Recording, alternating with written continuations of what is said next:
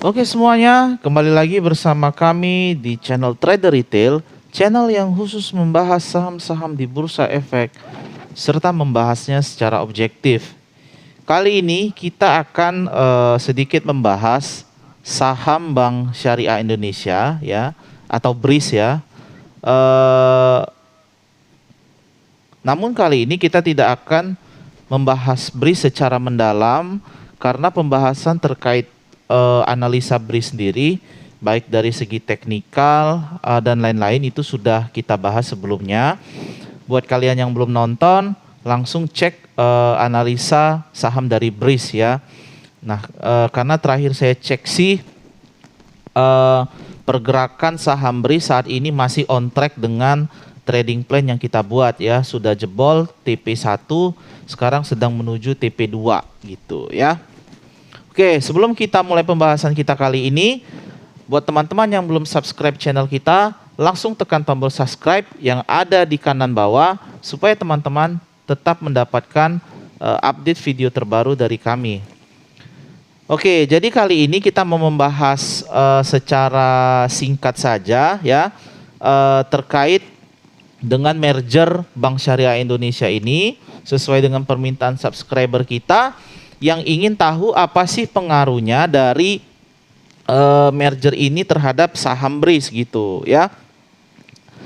Terutama dampak dari dilusi ya saham BRIS. Jadi kalau yang udah nonton video analisa BRIS sebelumnya udah sempat saya singgung sedikit bahwasannya dampak dari merger Bank Syariah Indonesia ini adalah kepemilikan saham oleh BRIS ya akan terdilusi karena masuk Bank Mandiri dan Bank BNI Syariah gitu ya. Tapi mari kita bahas secara lebih detail lagi, lebih mendalam lagi. Pertama-tama yang ingin saya sampaikan adalah pertama kita lihat dulu ya berapa sih market shareholder ya, berapa shareholder dari saham BRIS ini sendiri sebelum merger ya. Jadi saham BRIS yang sekarang yang masih hanya milik Bank Rakyat Indonesia Syariah. Jadi untuk saat ini sebelum di merger shareholdernya dari saham ini 73% dimiliki oleh Bank BRI. Lalu publik itu memiliki market share sebesar 18,3%. Lalu ada DPLK BRI Syariah 8,66% gitu ya. Jadi ini mungkin akan saya copy dulu. Nah gini ya kira-kira. Bentar saya rapiin dulu biar enak nengoknya. Oke ini bisa dihapus. Oke, nah kira-kira gitu ya. Ini dalam lembar, ini dalam rupiah ya, IDR. Oke, IDR. Oke, ya, jadi kira-kira gitu.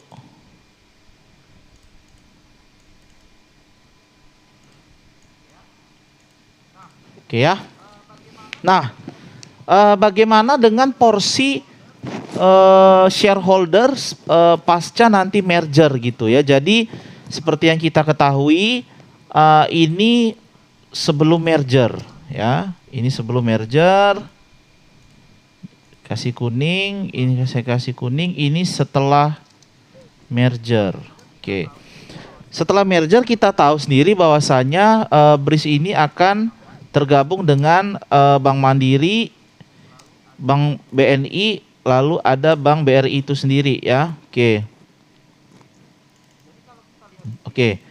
Jadi kalau kita lihat di sini ya, saya langsung mungkin tengok ke sini karena sudah ada disebutkan di berita tersebut.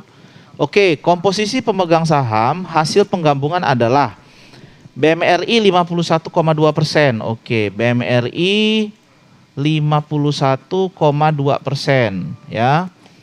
Lalu BBNI 25%, 25%, BBRI 17,4%, 17,4% ya. Oke. Lalu saham syariah, oke ini DPLK 2% dan publik 4,4.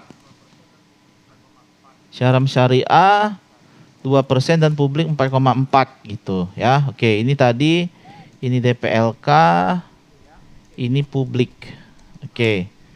Oke, itu dulu ya. Oke. Nah, sementara untuk jumlah saham yang beredar dan dipegang itu masih tetap sama ya untuk BRI, DPLK, BRI Syariah dan publik itu tidak ada berubah gitu ya. Nah, lalu bagaimana dengan BMRI dan BBNI karena mereka setelah merger nanti aset terjadi penggabungan aset dan lain-lain, maka mereka pun harus memiliki saham yang dipegang kan gitu kan. Oke, jadi mungkin sederhananya kita bisa pakai, oh ini kebalik ya, ini yang 4,4, ini yang 2% gitu ya. Oke, jadi mungkin kita bisa pakai hitungan matematika sederhana. Jadi mungkin saya pakai ini aja deh untuk mencari total saham, jumlah saham nanti pasca merger gitu ya. Jadi kan sebelum merger jumlah sahamnya itu ada sekitar 9,7 miliar lembar saham gitu ya. Nah, berapa jumlah saham yang beredar, jumlah saham nanti setelah merger itu yang harus kita cari tahu. Jadi kita harus cari jadi jumlah saham sebelum merger ini nanti hanya bernilai sekitar 23,8% gitu ya. Jadi kita cari sisanya. Gimana kita cari sisanya? Ya gampang, tinggal pakai rumus matematika sederhana aja ya. Saya ambil yang publiknya aja. 100 dibagi ya, 100 dibagi 4,4 dikali ini ya gitu.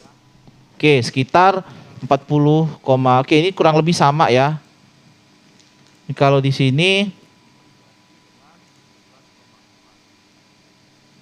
ini diganti dengan 17,4. Ah, kurang lebih sama ya. Hasilnya kurang lebih sama ya.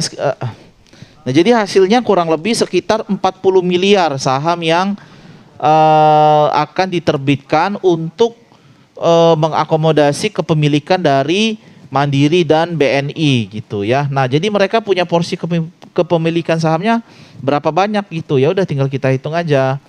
51,2% bagi 100 kaliin 10%-nya gitu ya. Ups, oke. Untuk ini sama dengan 0,25 kali ini. Oke ya, jadi kurang lebih nanti total saham yang beredar adalah 40 miliar, 40,5 miliar ya. Jadi ya plus minus lah, ini kan kita pakai angka estimasi saja. Jadi kalau selisih-selisih sedikit masih kita maklumi ya. Tapi secara garis besar nanti pasca merger total saham beredar akan meningkat dari sebelumnya 9,7 miliar menjadi sekitar 40,5 miliar gitu ya. Oke teman-teman. Nah, kalau kita lihat di sini sendiri ya, di artikel lain saya dapatkan berita yang menyebutkan bahwa BRIS akan merilis 31 miliar saham baru gitu ya. Jadi di sini disebutkan PT Bank Syariah Indonesia, Bank BRI Syariah bakal menerbitkan 31,13 miliar saham baru dalam rangka penggabungan atau merger Bank Syariah BUMN gitu ya. Setelah masuknya Bank Syariah Mandiri dan BNI Syariah gitu ya. Nah, jadi kalau kita lihat di sini total saham baru yang akan diterbitkan yakni sekitar 31 miliar saham, sehingga totalnya akan menjadi 40,8 miliar saham ya.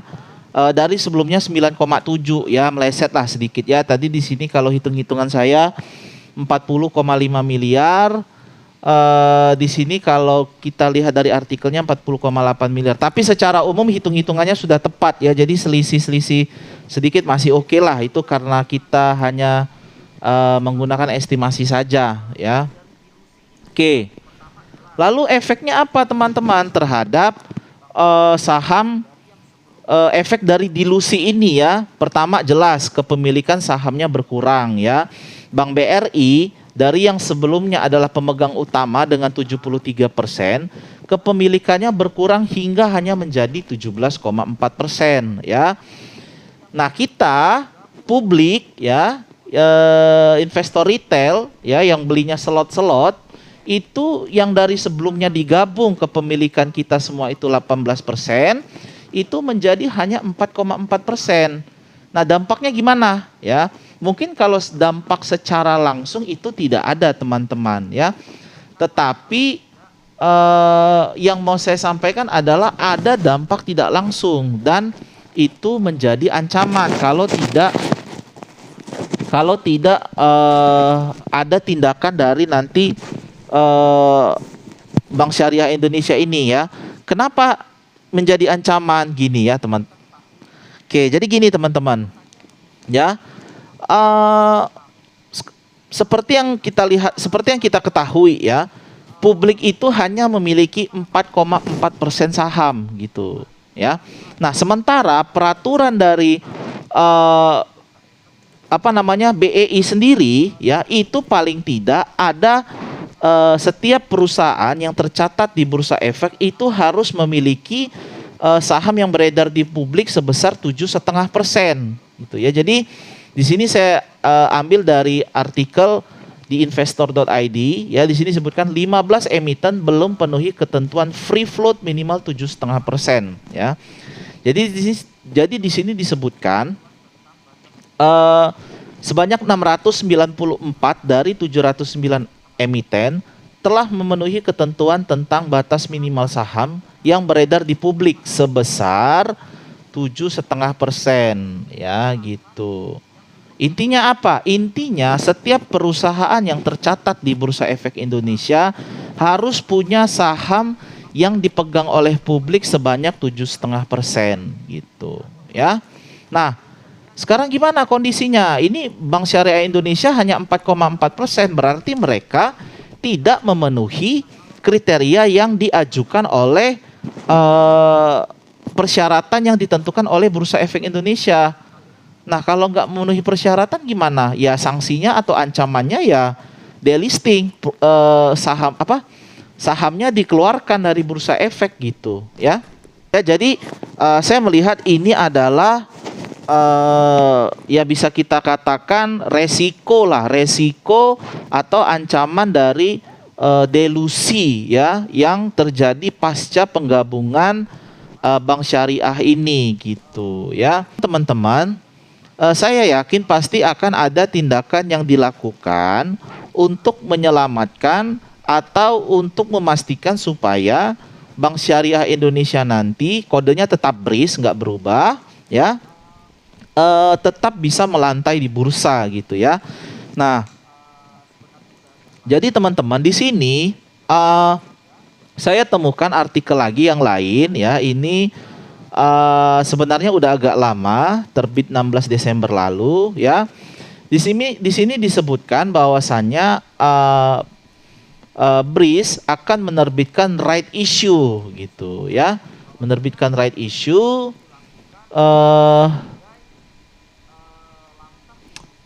ya tentu di sini disebutkan bahwasanya tujuannya dilakukan sebagai langkah untuk menggait investor asing gitu ya.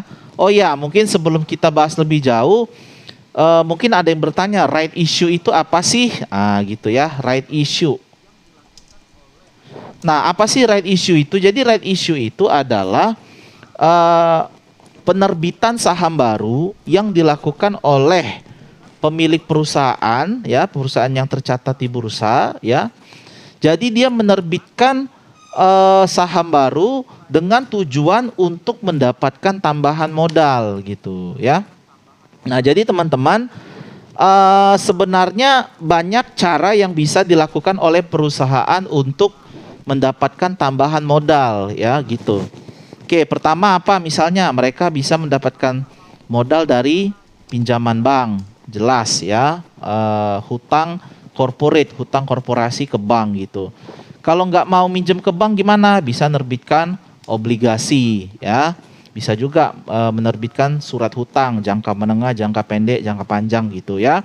Nah, selain obligasi bisa juga melalui IPO. Ini yang paling mungkin paling familiar untuk kita ya, IPO atau Initial Public Offering. Jadi mereka mencatatkan dirinya di bursa, melepas sebagian kepemilikan saham di perusahaan tersebut dengan harapan mendapatkan tambahan modal ya.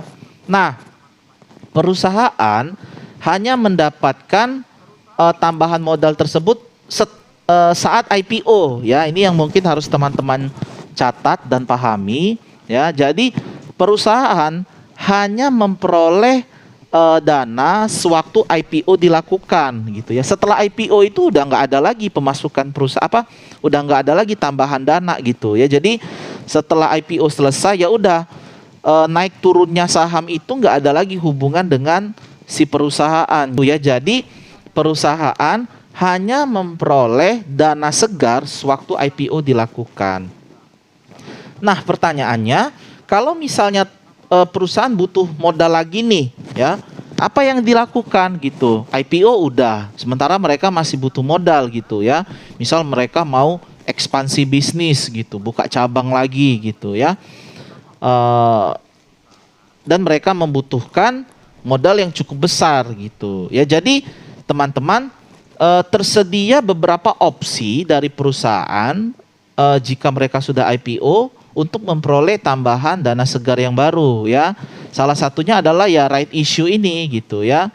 Oke, saya mungkin taruh di sini aja karena ini setelah IPO gitu ya. Right issue, selain right issue juga ada waran ya. Tapi kita nggak akan bahas waran untuk saat ini, kita bahas right issue saja karena hubungannya ke BRIS. Karena tadi kan di sini BRIS disebutkan akan melakukan right issue gitu ya. Nah, apa itu right issue? Jadi right issue itu adalah penerbitan lembar saham yang baru oleh perusahaan ya untuk mendapatkan mungkin ke bawah aja, mendapatkan tambahan modal kerja. Nah, itu lagi ya kira-kira sederhananya pengertian dari right issue. Oke, mungkin langsung kita simulasikan saja ya terkait contoh right issue supaya lebih gampang dipahami oleh teman-teman. Jadi ini ada PT XYZ, kita contohkan namanya PT XYZ ya. Nah, PT XYZ ini dia memiliki 10 lembar saham ya. Lalu masing-masing saham itu harganya Rp1.000 gitu. Ini kita mengandai-andaikan saja gitu ya, contoh lah. Nah, dari ke 10 lembar saham ini yang masing-masing harganya Rp1.000 ya. Pertama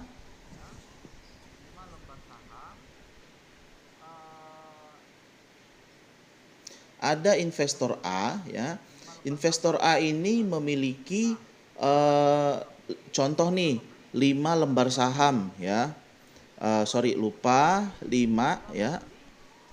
5 lembar saham ya. Lalu ada investor B. Investor B ini memiliki 3 lembar saham.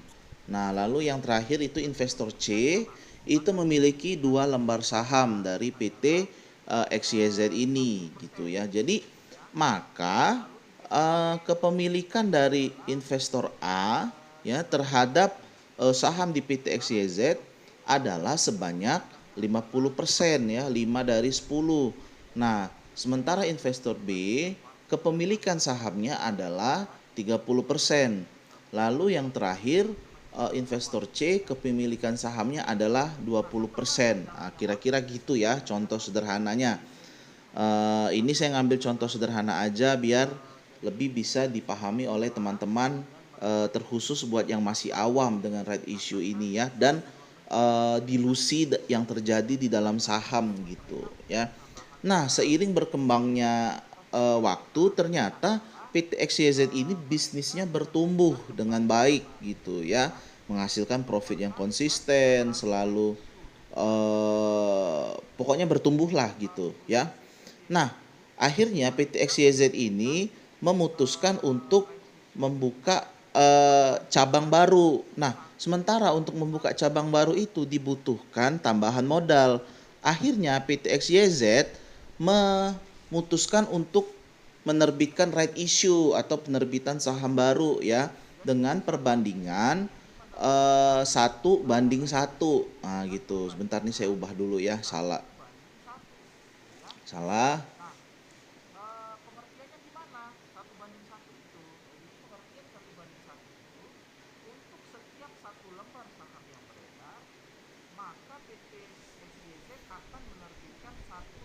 Oke, itu ya kira-kira ya 1:1. Nah, pengertian 1:1 ini gimana?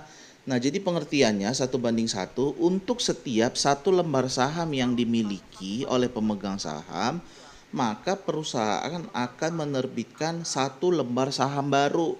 Nah, gitu pengertian sederhana dari 1:1 ini ya.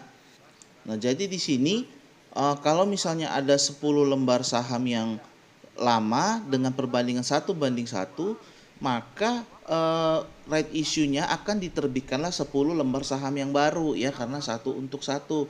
Nah, kita andaikan contoh misal di sini harganya pun Rp1.000 gitu ya, kita andaikan. Nah, lalu kalau misalnya perbandingannya 1:2, ya berarti tinggal kita ganti aja, berarti untuk satu lembar saham yang lama akan diterbitkan 2 lembar saham yang baru ya, sehingga totalnya menjadi 20 lembar saham gitu. Kira-kira sederhananya seperti itu ya. Kalau 1:3, maka total saham baru yang akan dikeluarkan adalah 30 lembar saham gitu. Sederhananya seperti itu ya, untuk right issue sendiri. Oke.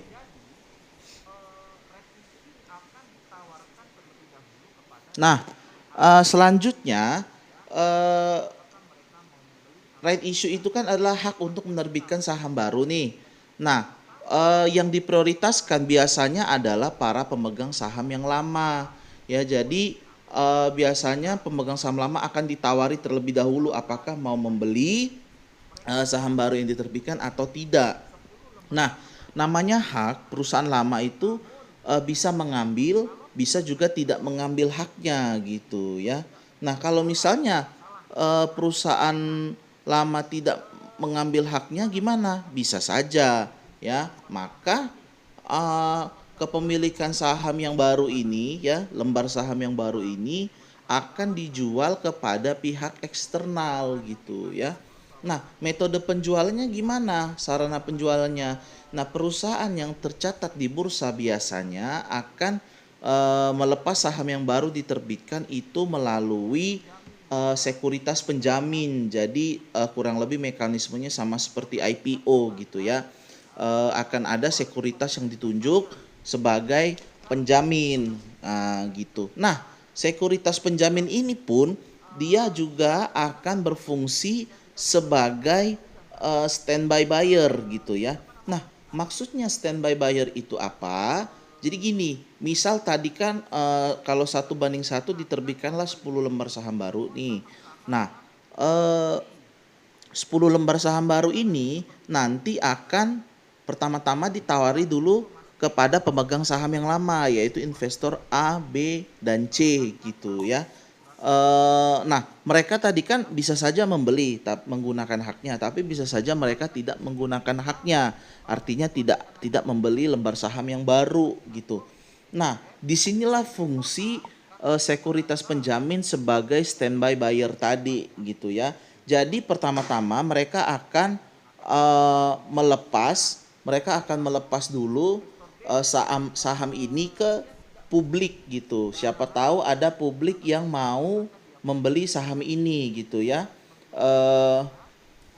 Siapa tahu ada publik yang mau membeli saham ini, lalu mereka akan melepas gitu. Nah, kalau misalnya nanti setelah dijual ke publik masih tidak ada yang mau membeli, maka sekuritas penjamin ini akan membeli seluruh saham yang tersisa, gitu ya, membeli seluruh saham yang tersisa, dan mereka akan menjadi pemilik dari saham baru yang diterbitkan ini atau saham right issue gitu, ya. Nah, jadi kita contohkan di sini kan ini ada investor ABC gitu. Nah, dari 10 lembar saham yang baru ini, investor C memutuskan untuk membeli 2 lembar saham baru gitu ya. Karena ya mungkin dia masih memiliki dana dan dia merasa ingin menambah porsi kepemilikannya gitu ya. Atau bukan menambah tapi menjaga porsi kepemilikan sahamnya di eh, di PT XYZ ini gitu ya. Oke, nah selanjutnya ada investor D. Investor D ini investor baru ya, yang mau membeli saham right issue dari PT XYZ. Nah, investor D ini sendiri akhirnya memutuskan untuk membeli 6 lembar saham baru dari PT XYZ. Nah, gitu ya. Nah, ini kan jadi kurang lebih dari ini udah 8 jadi sisa 2. Oke, lalu ada investor E, dia memutuskan untuk membeli 2 lembar saham baru gitu. Jadi totalnya pas 10 ya. Atau ini investor E mungkin bisa kita andaikan mungkin ini bukan investor E tapi sekuritas penjamin. Artinya setelah dijual masih sisa 2 lembar lagi. Jadi sekuritas penjamin yang menampung gitu ya. Oke.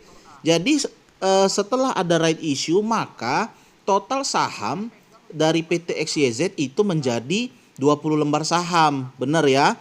Dengan total uang 20.000, benar ya? Jadi dari yang pertama 10 tambah 10 sama dengan 20, lalu 10.000 tambah 10.000 10.000 tambah 10.000 sama dengan 20.000. Maka kepemilikan investor A terhadap saham di PT XYZ menjadi 5/20 itu kan berarti menjadi 25%. Lalu investor B 3/20 menjadi 15%.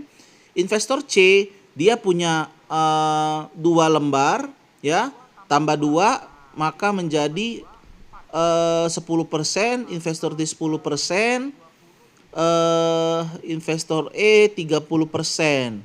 Sebentar nih kayaknya salah nih yang investor C. Investor C dia memutuskan ternyata membeli haknya ya. Jadi dia punya hak 2 lembar saham dan dia punya dana, jadi dia beli, maka total kepemilikannya menjadi 4. 4/20 itu sama dengan 20% total kepemilikan ya. Lalu investor D 6/20 itu sama dengan 30%.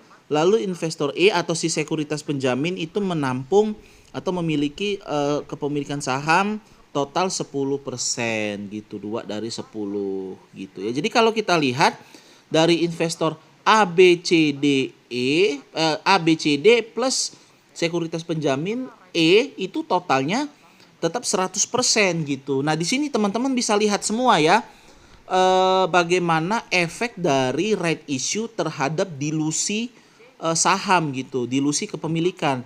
Investor A dari yang sebelumnya total kepemilikan sahamnya di PT XYZ itu sebanyak 50%, setelah right issue dan dia tidak membeli maka menurun menjadi 25%. Begitu juga investor B, dari sebelumnya dia memiliki saham itu sebanyak 30%, lalu terdilusi turun menjadi 15%. Nah, investor C dia memutuskan untuk membeli haknya 1/1. Dia punya 2, maka dia punya hak 2. Nah, maka kepemilikan sahamnya tidak berubah, sama-sama 20%. Sementara investor D itu adalah orang baru yang membeli saham right issue dan investor E adalah sekuritas penjamin atau yang juga bisa sebagai standby buyer gitu ya.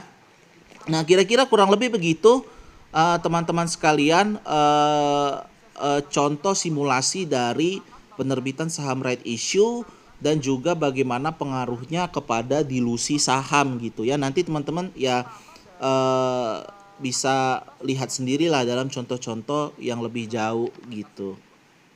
Ya. Jadi kurang lebih 2 kali nih saham Bank Syariah Indonesia akan terdilusi. Pertama dari merger itu sendiri, lalu selanjutnya terdilusi lagi yang kedua kali dari right issue yang akan dikeluarkan oleh saham Bank Syariah Indonesia gitu ya teman-teman. Nah, efek lain dari